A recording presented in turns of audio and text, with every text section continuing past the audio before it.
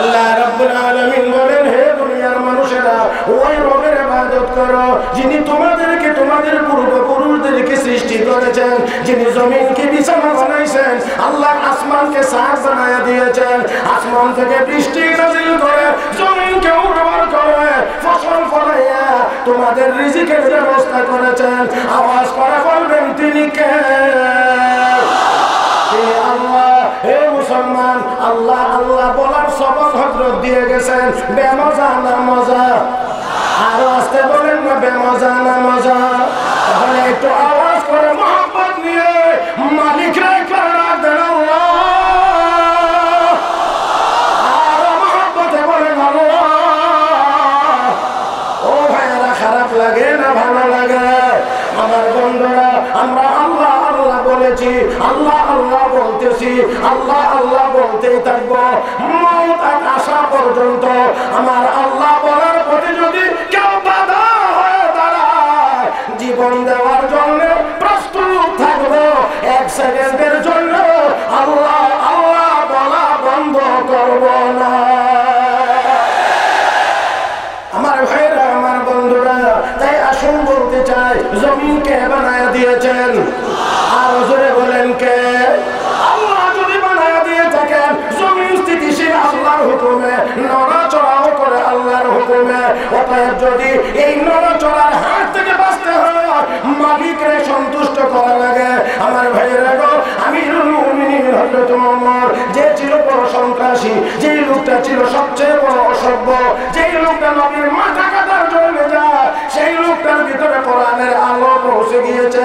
আমার বন্ধুরা, এত বড় শব্দ হয়ে গিয়েছে, জমিনকে লক্ষ্য করে বলেন, ইয়া আরদু উসকুনি, হে জমিন থাম, ভূমিকম্প বন্ধ।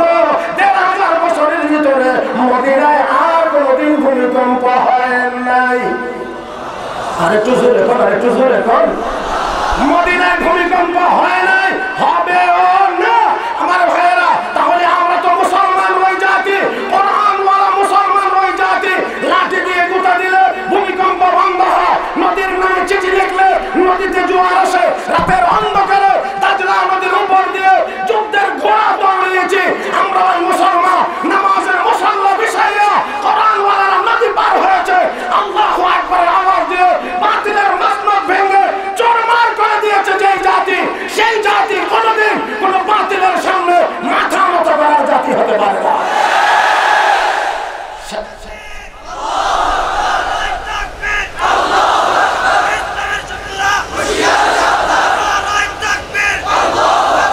আমার ভাইয়েরা, আসুন, আপনারা এই তাকবীর যদি বলেন, হিট করে বলতে হবে, আল্লাহু আকবার বলিষ্ঠ আওয়াজেই বলতে হবে। দুর্বলতা দেখানোর কোনো সুযোগই আমাদের হাতে নেই। কথা বলেন না কেন? ঠিক কিনা? যিনি নারে তাকবীর যদি বলেন, ভালো আওয়াজে বলবেন, আল্লাহু আকবার জবাবও ভালো আওয়াজেই হওয়া লাগবে। জোরে কোন ঠিক কিনা? আল্লাহ আমাদের সবাইকে তৌফিক দান করুন। সবাই বলি আমিন। আর জোরে বলি আমিন। আমার ভাইয়েরা, সেই আমিরুল মুমিনিন হযরত ওমর, আল্লাহ নবী কোরআন শিক্ষা দিয়েছেন, কোরআনের আলো পৌঁছে গিয়েছে, অসভ্য মানুষগুলো সভ্য মানুষে পরিণত হয়েছে, বড় বড় মানুষগুলো স্বর্ণের মানুষে রূপান্তরিত হয়েছে। দুরফেশানি নে তেরে কতরু কো দরিয়া কর দিয়া, দুরফেশানি নে তেরে কতরু কো দরিয়া কর দিয়া, दिल को रोशन कर दिया, आंखों को बीना कर दिया, जोनत खुदरा पर गैरों के हाजी बन गए, क्या नजर थी जिसने मुर्दों को मसीहा कर दिया। যে মানুষগুলো ছিল ক্যান্সারে আক্রান্ত রোগী, ক্যান্সারে আক্রান্ত রোগী, ওই মানুষগুলোকে কোরআন ডাক্তার বানায় দিয়েছেন, এমবিবিএস এফআরসিএস ডাক্তার বানায় দিয়েছেন। হে মুসলমান, এই জন্য বলি, কোরআন যতক্ষণ পর্যন্ত কারো ভিতরে আসবে না, কোরআনের আলো যতক্ষণ পর্যন্ত ভিতরে আসবে না, ততক্ষণ পর্যন্ত বড় শিক্ষিত হইলেও বড় সভ্য মানুষ হতে পারবে না। এই জন্য আমি বলি, কোরআন হাদিসের সঠিক ইলম আমাদের কওমি মাদ্রাসায় শিক্ষা দেওয়া হয়। এত আস্তে না আরো জোরে। এই কারণে কওমি মাদ্রাসা থেকে আল্লাহর ওয়ালা তৈরি হয়, আল্লাহর ওলি তৈরি হয়। জোরে বলছে কেনা? হে মুসলমান, আল্লাহর ওয়ালা কওমি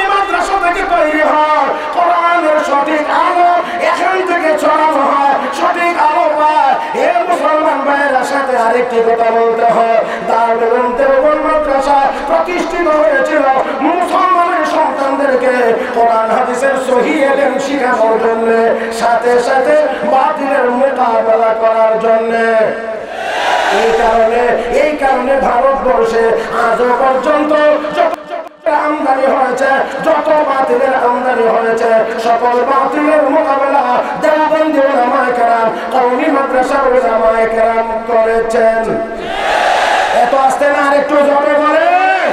আমার ভাইয়েরা, আমার বন্ধুরা, এই বাংলাদেশের কথাই যদি বলি তাহলে দেখা যাবে দাউদ হায়দার মুসলমান আর ইসলামের বিরুদ্ধে কথা বলেছে, কওমি মাদ্রাসার উলামায়ে কেরাম প্রতিবাদ করেছে, আন্দোলন করেছে, তাসলিমা নাসরিন ইসলামের বিরুদ্ধে কথা বলেছে, কওমি মাদ্রাসার উলামায়ে কেরাম আন্দোলন করেছে, সালমান রুশদির বিরুদ্ধে কওমি মাদ্রাসার উলামায়ে কেরাম আন্দোলন করেছে, আমার ভাইয়েরা আহমদ শরীফের বিরুদ্ধে কওমি মাদ্রাসার উলামায়ে কেরাম আন্দোলন করেছে। আমার বন্ধুরা, নাস্তিক ব্লগারেরা আমার নবীকে নিয়ে যখন কটূক্তি করেছে, শাইখুল ইসলাম আল্লামা শাহ আহমদ শফির নেতৃত্বে ঢাকার শাপলা চত্বরে রক্ত দিয়ে কওমি মাদ্রাসার উলামায়ে কেরাম আন্দোলন করেছে।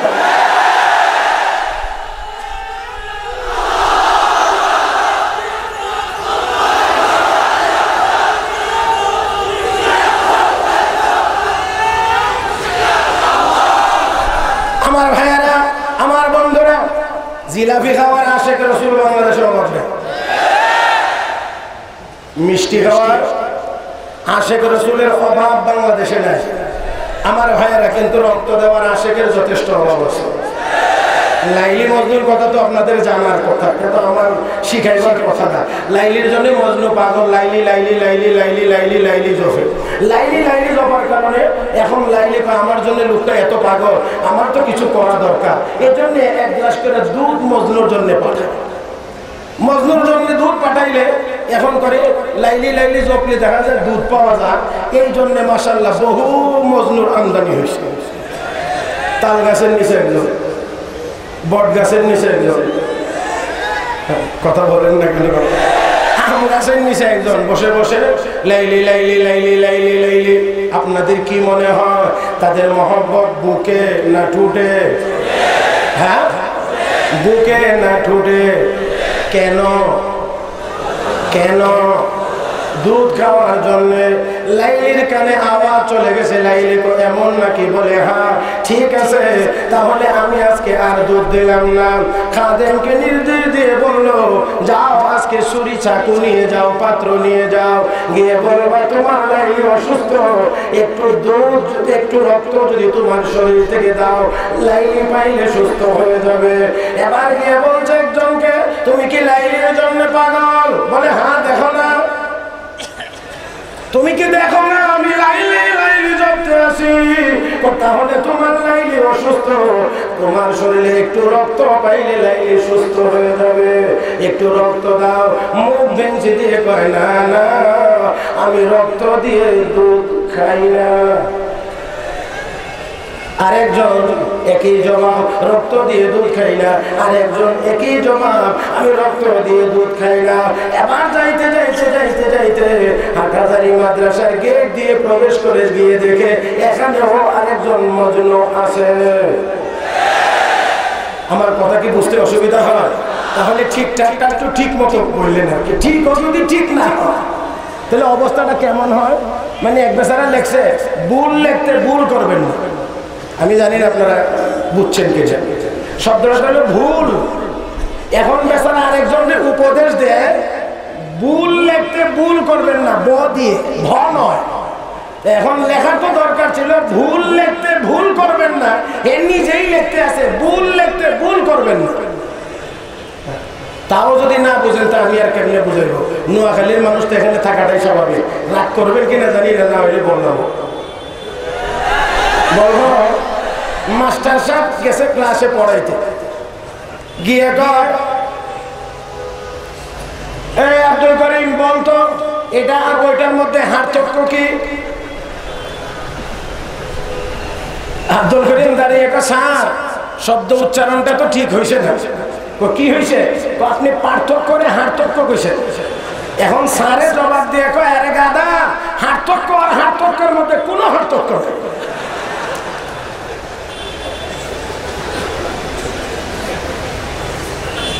এখন কি আপনারা বুঝতে পারছেন? তাহলে আবার বলেন ঠিকঠাক বলতে হবে, ঠিকঠাক মতো বললেন।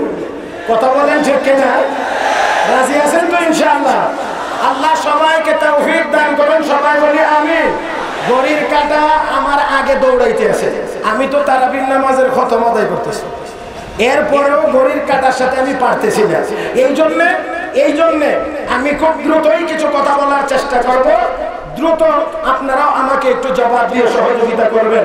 আমার ভাইরা, আমার বন্ধুরা, এবার ওই লোকটি একেবারে যাইতে হাটহাজারী মাদ্রাসার গেটে গিয়ে দেখে এখানেও এক মজনু লাইলি জপতে আছে। এবার গিয়ে জিজ্ঞেস করলেন, তুমি কি লাইলির আশেক? বলে হ্যাঁ। তোমার লাইলি অসুস্থ, বলে দিয়েছেন তোমার শরীরের একটু রক্ত দিতে পারলে তুমি যদি দাও, রক্ত পাইলে লাইলি সুস্থ হয়ে যাবে। আমার ভাইয়েরা, মজনু লাফ দিয়ে উঠে কয়, আমার লাইলি অসুস্থ, বলো কি? আমি তো রক্ত দেওয়ার জন্য প্রস্তুত। শুধু না, বলো আমার শরীরে কোন জায়গার রক্ত দেওয়া লাগবে? আল্লাহু আকবার, আরো জোরে আল্লাহু আকবার। আমার শরীরের কোন জায়গার রক্ত দেওয়া লাগবে? শরীরের যে অংশের রক্ত দিলে আমার লাইলি ভালো হবে, আমি আমার শরীরের ওই জায়গার রক্ত দিয়ে লাইলিকে সুস্থ করে তুলতে চাই। আওয়াজ করে বলুন, এই আশেক বেজাল না আসল? আগে যারা বলছিল রক্ত দিয়ে দুধ খায় না, এরা আসল। জোরে কর। আমার ভাইরা, জিলাপি খাওয়ার সময় অভাব নাই, আর নাস্তিকদের বিরুদ্ধে কথা বলার জন্য একজনকেও তালাশ করে পাওয়া যায় না। এদের মহব্বত আসল হতে পারে না। যারা রক্ত দিতে জানে তারাই কেবল খাঁটি আশেকের আমার ভাইয়েরা। তাই আসল বলছিলাম, কোরআন সুন্নাহর সঠিক ইলমের চর্চা হয় কওমি মাদ্রাসায়, আর কোরআন মানুষকে সভ্য বানায়, অসভ্য হয় না। আজকে সারা দুনিয়ায় শিক্ষার বড় উন্নতি, বিমান কামানের উন্নতি, রাস্তাঘাটের উন্নতি, অনেক কিছুর উন্নতি। আমরাও এখন উন্নতি বলতে আছি। আমার ভাইয়েরা, উন্নতির মহাসড়কে আমরা আছি বন্ধুগণ, কিন্তু আমাদের যেই জিনিসটার অবনতি, সেটা হলো চরিত্রের অবনতি। এই কারণে পেঁয়াজের দাম 250 টাকা। আমি এই জন্য ইদানিং মাহফিলগুলোতে বলি, বাড়িতে গিয়ে ম্যাডামের সাথে একটু পরামর্শ করতে পারেন, কি গো এখন আঙ্গুর খাইবে না মিষ্টি খাইবে না পেঁয়াজ খাইবে? কারণ রসগোল্লা এবং আঙ্গুর দুটোটার দামই এখন পেঁয়াজের সাথে কম আছে। সিদ্ধান্ত নিয়ে কোনটা খাইবে। আমার ভাইয়েরা, এখানে অন্য কোনো বিষয় আমি বলতে চাই না। মানুষের গলা টিপে মানুষ ধনী হইতে চায়, দুনিয়া কামাই করতে চায়, একমাত্র কোরআনের আলো ভিতরে না থাকার কারণে। সাইয়েদনা হযরত ওসমান গনি রাদিয়াল্লাহু তাআলা আনহু মদিনায় খাবারের সংকট দেখা দিয়েছে।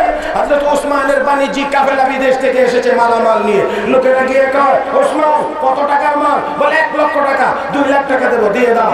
না, আরো বেশি দাম হয়েছে। হযরত ওসমান তিনি বললেন আরো বেশি দাম হয়েছে। আরেকজন গিয়ে কয়, ওসমান 3 লাখ টাকা দেবো, দিয়ে দাও। না, আরো বেশি দাম হয়েছে। এবার কেউ বলতেছে, ওসমান 1 লাখ টাকার মাল 3 লাখ টাকা বললাম, এরপরেও বলছেন আরো বেশি দাম হয়েছে। কে বেশি দাম দিয়ে কিনে নিল? হযরত ওসমান কয়, আমার আল্লাহ আমার কাছ থেকে 10 গুণ বেশি দাম দিয়ে কিনে নিয়েছে। আর একটু জোরে কর না। 10 গুণ বেশি দাম দিয়ে কারি সাথে যাওয়া শুরু করেছিলেন। মান জাআ বিল হাসানাতি ফালাহু আশরু আমসালিহা ওয়া মান জাআ বিস সাইয়্যিআ ফালা ইউজজা ইল্লা মিসলাহা ওয়া হুম লা ইউযলামুন।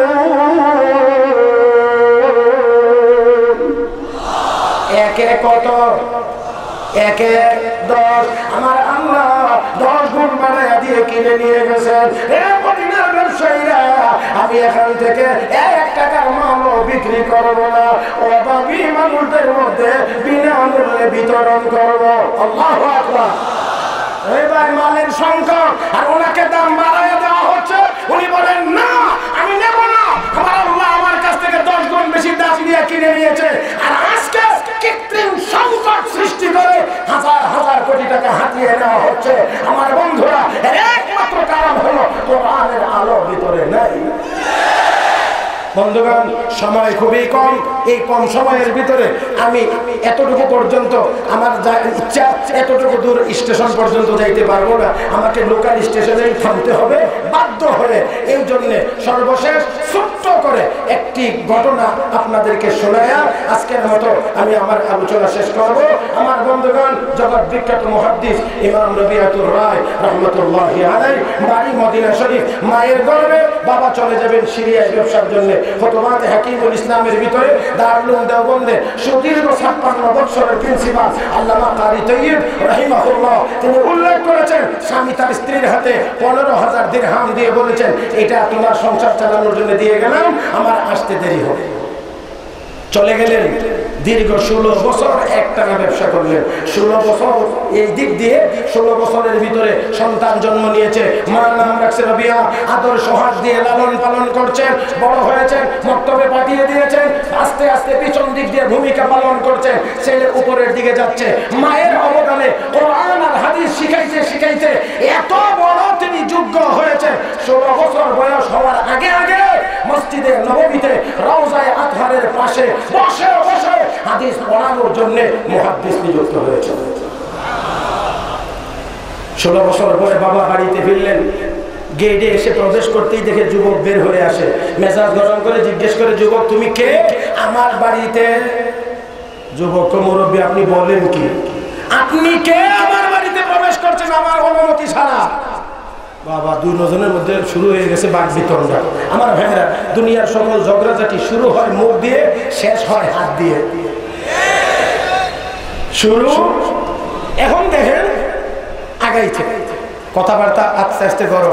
মহিলা তো দুজনকেই চিনে, সামনে আগায়া ছেলেরে কয় যাও তোমার কাজে, স্বামীরে ঘরে আসেন। কিন্তু মেজাজ গরম, বাড়িতে ঢুকেই কয় 15,000 টাকা দিয়ে গেছিলাম, কোথায় খরচ করেছো? জবাব দাও, হিসাব দাও।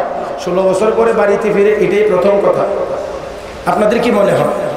কিন্তু মেজাজ যে গরম, এই জন্য উনি মেজাজ গরম করে কোথায় টাকা খরচ করেছো জবাব দাও। স্ত্রী কয় 16 বছর পরে আসলেন, বাড়িতে একটা আনন্দময় পরিবেশ থাকার কথা, আপনার মেজাজ গরম হয়ে যাওয়ার কারণে আজকে এই সুন্দর পরিবেশটা থাকছে না। আগে গোসল করে আসেন, একটু ফ্রেশ হয়ে আসেন, লম্বা সফর করে এসেছেন, দীর্ঘদিন পরে এসেছেন, আপনি একটু ফ্রেশ হয়ে আসেন, আমি আপনার জন্য খাবার তৈরি করছি, আগে খাওয়া দাওয়া, তারপরে বাকি কথাবার্তা সব খুলে বলবো। ঠিক আছে, আপাতত রাজি। গোসল করে আসলে এমনিতেও তো ঠান্ডা, কারণ গোসল তো রাগ নিরাময়ের হাই অ্যান্টিবায়োটিক, একেবারে ঠান্ডা। সুন্দর মতো আপ্যায়ন, খাওয়া দাওয়া শেষ, মসজিদে নববীতে আযান শোনা যায়। স্বামী নামাজটুকু আগে আদায় করে আসেন, তারপর কথা বলবো। এখন নামাজের জন্য চলে গেলেন। আমার ভাইরা নামাজ আদায় করলেন, নামাজের পরে ঘোষণা শুনতে পান, নবীর হাদিসের ক্লাস হবে, হাদিসের দর্শ হবে। হাজার হাজার মানুষ বসতে আরম্ভ করেছেন, উনিও পিছন দিক দিয়ে বসে গেলেন। এত বিপুল মানুষের উপস্থিতি, হাদিসের ক্লাস শুরু হয়ে গিয়েছে, দীর্ঘ সময় পর্যন্ত চলছে। তিনিও শুনলেন, মনোযোগ সহকারে শুনে ক্লাস শেষ হয়ে বাড়িতে ফিরলেন। স্ত্রী জিজ্ঞেস করেন, স্বামী এত লম্বা সময় নামাজের জন্য লাগে না, লাগার কথা না, কোথায় সময় নষ্ট করে এসেছেন? গল্প গুজব করে সময় কাটাইলেন। বলেন, স্ত্রী গো না না, আমি সময় নষ্ট করে আসি নাই, অবিবি গল্প করে সময় নষ্ট করি নাই, আমি নামাজের পরে ঘোষণা শুনলাম, আল্লাহ নবীর হাদিস পড়ানো হবে, হাদিসের ক্লাস হবে, এই জন্য হাজার হাজার মানুষ বসতে আরম্ভ করেছে, আমিও বসে গিয়েছিলাম। হ্যাঁ বিবি, এমন একজন মুহাদ্দিস আজকে আল্লাহর নবীর হাদিসের ব্যাখ্যা দিতেছিলেন গো, যার মুখ থেকে নবীর হাদিসের ব্যাখ্যা শুনে আমার মন নরম হয়ে গিয়েছে, আমার ঈমান তাজা হয়ে গিয়েছে, আখিরাতের চিন্তায় আমার চোখ দিয়ে পানি বের হয়ে গেছে। এত মজাদার হাদিসের দর্শ আর ক্লাস রেখে আমি উঠে আসতে পারি না। এজন্য যতক্ষণ পড়ানো হয়েছে ততক্ষণ আমি বসা ছিলাম, এই জন্য আসতে দেরি হয়ে গিয়েছে। বিবি আমার কয়, স্বামী বলেন তাহলে এমন একজন মুহাদ্দিস যদি টাকা দিয়ে কিনতে হয়, কত টাকা দিয়ে কিনতে রাজি আছেন? হে বিবি, কি বললা? টাকা দিয়ে কি এমন মুহাদ্দিস কেনা বেচা হয় নাকি? একজন বিশাল সাজা ব্যবসার বিশাল ধনভাণ্ডারটি যদি দিয়ে দেওয়া হয়, এরপরেও উপযুক্ত দাম হবে না। বিবি অতি আনন্দের কারণে চোখের পানি ছেড়ে দিয়ে এবার স্বামীর দিকে তাকিয়ে বলেন, স্বামী সুসংবাদ গ্রহণ করেন গো, যেই সন্তান গর্ভে রেখে বিদেশ গিয়েছিলেন, ফিরে এসে গেটে প্রবেশ করতে যেই যুবকটাকে দেখে রাগ করেছিলেন, এটা আর কেউ না, এটা আপনার রেখে যাওয়া সন্তানই যুবকে পরিণত হয়েছে। স্বামী এতক্ষণ যে মুহাদ্দিসের ক্লাসে বসে নবীর হাদিসের সুন্দর ব্যাখ্যা শুনে এসেছে, এই ব্যক্তিটা আর কেউ না, আপনার দেখা এই সন্তানটাই, এই যুবকটাই হলো এই মুহাদ্দিস। ওগো স্বামী, আপনার রেখে যাওয়া 15,000 দিরহাম খরচ করে আমি আপনার জন্য এত বড় একজন আলোকিত একজন মুহাদ্দিস তৈরি করেছি। আমার ভাইয়েরা, ঘড়ির কাঁটা একেবারে 7:50। আমাকে বলা হয়েছে 7:50 পর্যন্ত কথা বলবেন, এর বেশি নয়। অতএব আমিও এর বেশি অতিক্রম করতে পারি না। আল্লাহ রাব্বুল আলামিন আমাদের সবাইকে কোরআন শিক্ষার মাধ্যমে, কোরআন মানার মাধ্যমে আলোকিত এবং সভ্য মানুষ হওয়ার তৌফিক দান করুন। সবাই বলি আমিন। ওয়া আখিরু দাওয়ানা আলহামদুলিল্লাহি রাব্বিল আলামিন। আসসালামু আলাইকুম।